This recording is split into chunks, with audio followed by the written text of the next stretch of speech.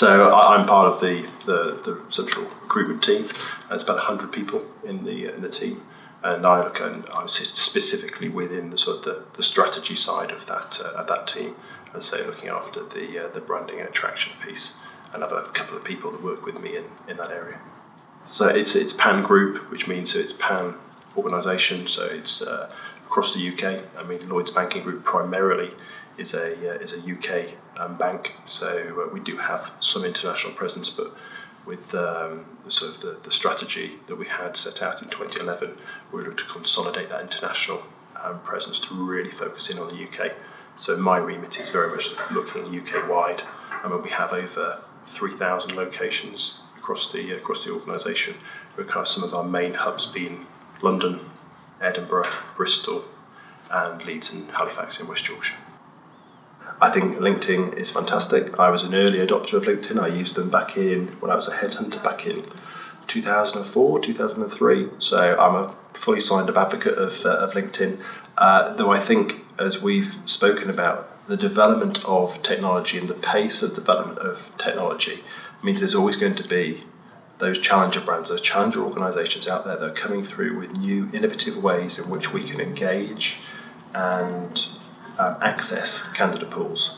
So I think there will always be a place for LinkedIn as long as it continues to evolve and innovate. I would challenge that thinking whether we are competing for the same talent. So the types of people that I guess we need in terms of the value set is exactly the same, but in terms of what we actually want them necessarily to do, I think it's quite different. So if we're talking about the branch networking, actually people out there dealing with customers who walk into the branch, we're looking for certain types of behaviours and certain types of qualities in those individuals, which are much more perhaps humanistic and much more sort of people orientated. Whereas if you're perhaps looking at more of the digital agenda, for us it's more about sort of the user experience in terms of from a technology and I'd say from more of an analytical point of view.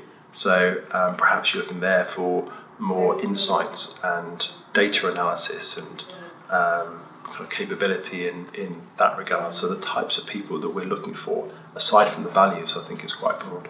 How do we demonstrate the value, say, in terms of cost and quality to the business? So that would be number one for me. The second challenge, it plays back to what I was saying before about candidate experience.